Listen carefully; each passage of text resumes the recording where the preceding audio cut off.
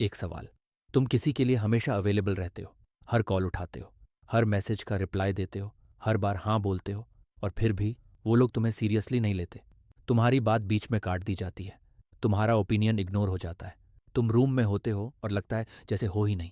ये तुम्हारी गलती नहीं है, लेकिन ये तुम्हारी प्रॉब्लम ज़रूर है। और आज मैं तुम्हें वो सच बताऊंगा जो कोई मोटिवेशनल स्पीकर नहीं बताएगा।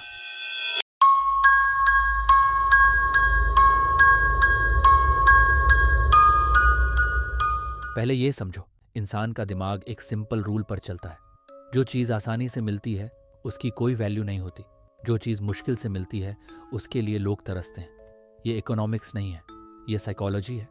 और तुम खुद को इतना आसान बना चुके हो कि लोगों के दिमाग ने तुम्हारी वैल्यू ज़ीरो कर दी है। तुम हमेशा अवेलेबल हो, हमेशा हेल्पफुल हो, हमेशा रेडी हो, और इसीलिए तुम इनविजिबल हो। अब इस बात को ध्यान से सुनो। दुनिया के सबसे रिस्पेक्टेड लोगों में एक चीज़ कॉमन होती है, वो सबके लिए अवेलेबल नहीं होते। उनका टाइम लिमिटेड होता है, उनका अटेंशन रेयर होता है, उनका रिस्पॉन्स अनप्रिडिक्टेबल होता है। और इसीलिए जब वो बोलते हैं लोग सुनते हैं, जब वो आते हैं लोग नोटिस करते हैं, जब वो हाँ बोलते हैं वो हाँ कीमती होती है। यही है silent power of being unavailable. और अब मैं तुम्हें 3 हिस्सों में बताऊंगा कि यह कैसे काम करता है। पहला, व्हाई अवेलेबिलिटी किल्स रिस्पेक्ट। दूसरा, द साइकोलॉजी ऑफ स्कैरसिटी। तीसरा, how to reclaim your power. पहला हिस्सा, व्हाई अवेलेबिलिटी किल्स रिस्पेक्ट। एक एग्जाम्पल लो। तुम्हारे शहर में एक डॉक्टर है, उससे अपॉइंटमेंट लेने में 3 महीने लगते हैं।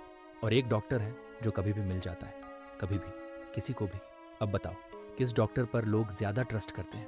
पहले वाले पर, हमेशा, क्योंकि उसका टाइम रेयर है, उसकी अवेलेबिलिटी लिमिटेड है। यही तुम्हारे साथ होता है। जब तुम हर किसी के लिए हर वक्त अवेलेबल होते हो, तुम वो सेकंड डॉक्टर बन जाते हो। लोग तुम्हारा यूज़ करते हैं लेकिन रिस्पेक्ट नहीं करते। और सबसे दर्दनाक बात, तुम्हें पता होता है, तुम फील करते हो कि कुछ गलत है, लेकिन समझ नहीं आता क्या।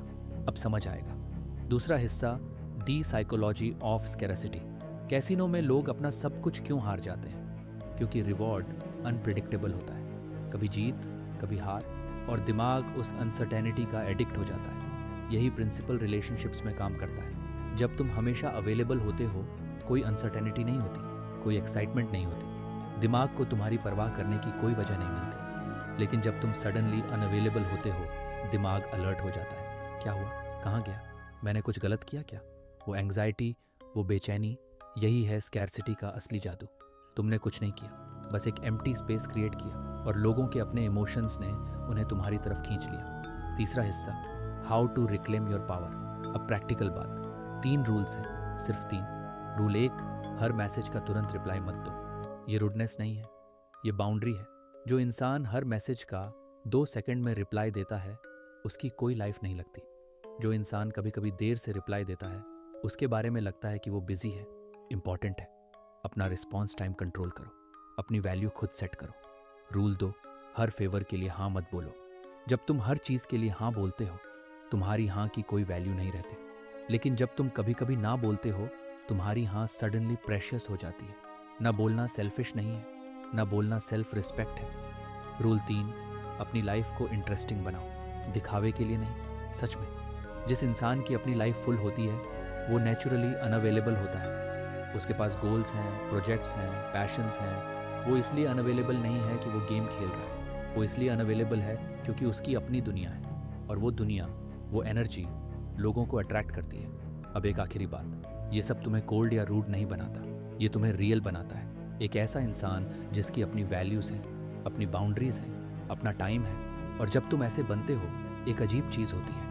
वो लोग जो तुम्हें इग्नोर करते थे, वो नोटिस करने लगते हैं। वो लोग जो तुम्हारी वैल्यू नहीं समझते थे, वो ढूंढने लगते हैं, क्योंकि तुम सडनली रेयर हो गए हो। और रेयर चीज़ों की हमेशा वैल्यू होती है। याद रखो, तुम्हारा टाइम, तुम्हारा अटेंशन, तुम्हारी एनर्जी, ये गिफ्ट्स नहीं है जो हर किसी को बांटनी है।